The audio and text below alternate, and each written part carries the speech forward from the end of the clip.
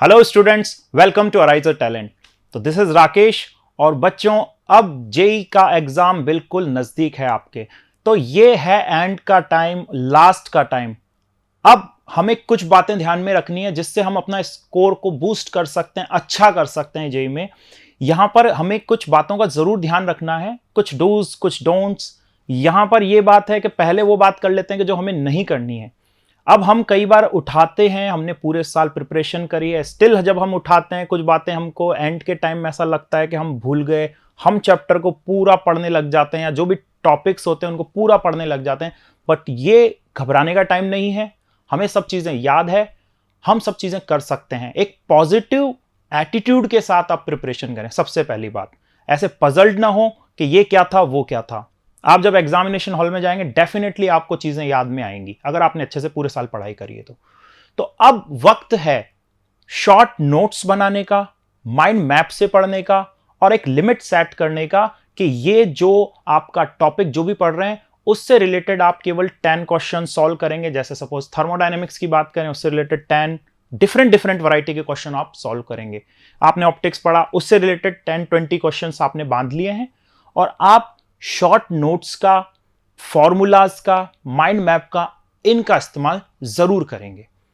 इसी से रिलेटेड कुछ एनालिसिस के थ्रू अगर हम बात करें कि कुछ इंपॉर्टेंट टॉपिक्स जो पिछले सालों में पूछे गए हैं, जिनमें से ज्यादा क्वेश्चन आने की पॉसिबिलिटीज रही है, उनके बारे में भी चर्चा करते हैं।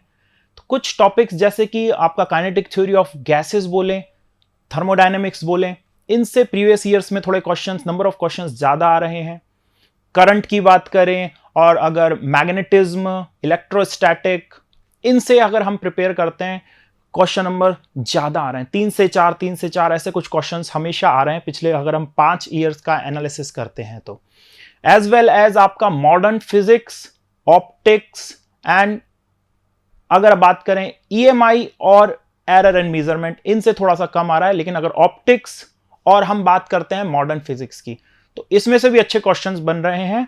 मॉडर्न फिजिक्स का देखो बच्चों, ये रहता है कि मॉडर्न फिजिक्स में ज्यादा आपको घुमाकर नहीं देता है, आपको ज्यादा कंफ्यूज नहीं करेगा और दूसरे चीजें इन्वॉल्व नहीं होंगे और दूसरे जो चैप्टर्स या जो टॉपिक्स हैं वो इन्वॉल्व नहीं होंगे। सीधा सीधा क्वेश्चंस आते हैं मॉडर्न फिजिक्स से, इसलिए आप पढ़ सकते हैं, अभी भी कर सकते हैं अगर नहीं पढ़ा है तो। मॉडर्न फिजिक्स का जैसे जो लास्ट के पार्ट होते हैं, कम्युनिकेशन सिस्टम और इस तरह की बातों में थोड़ा सा कम पूछा जा रहा है, उससे पहले की बातों में ज्यादा क्वेश्चन पूछे गए हैं। मैकेनिक्स की बात करते हैं तो मैकेनिक्स में जो थ्योरी पार्ट हम जो पढ़ते हैं, फॉर्मूलेज लिमिटेड हैं, हमें ज्यादा डीप में जाने की जरूरत नहीं है, बस शॉर्ट ट्रिक्स, फॉर्मूलाज, इन पे फोकस करना है। तो जब मैकेनिक्स की बात करें तो पूरे पेपर्स में जो देखा गया है वो 17 to 18% ये जो क्वेश्चंस हैं उसको कवर कर रहे हैं। तो हमें कुछ इन्हीं टॉपिक्स का ध्यान रखना है, इनको अच्छे से प्रायोरिटी पर प्रिपेयर करना है, जो टॉपिक्स मैंने बताया। ठीक है, प्रीवियस ईयर में इनमें से ज्यादा क्वेश्चन पूछे गए हैं।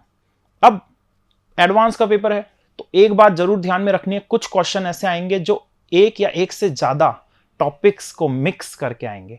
तो हमें ऐसा नहीं करना बच्चों कि हमने कुछ अच्छे से जो भी टॉपिक्स हैं उनको तो अच्छे से प्रिपेयर कर लिया, कुछ टॉपिक को बिल्कुल ही छोड़ दिया। हमें बेसिक नॉलेज सभी की होनी चाहिए, है ना। ऐसा नहीं है कि 2-3 टॉपिक्स को मिलाकर एक क्वेश्चन आ जाता है और हमको एक टॉपिक नहीं आता, इस वजह से हम उस क्वेश्चन को अटेम्प्ट नहीं कर पा रहे हैं। ठीक है, अच्छे से नहीं कर पा रहे हैं।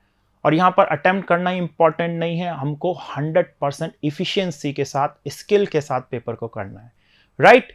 तो ये कुछ बातें हैं जो एंड के टाइम में हमको ध्यान में रखनी पड़ेंगी। ठीक है, हमको स्ट्रांग करते हुए चलना है, बिल्कुल 100% कि ये बिल्कुल स्ट्रांग हो गया, हमें अच्छे से आ गया है। ठीक है, तो इन सब बातों का ध्यान रखेंगे, एक पॉजिटिव एनर्जी के साथ जब एग्जामिनेशन हॉल में जाएंगे तो आप बहुत अच्छा करेंगे, you will definitely do well. तब अच्छे से पढ़ाई कीजिए, do well, all the very best for your exam. Thank you.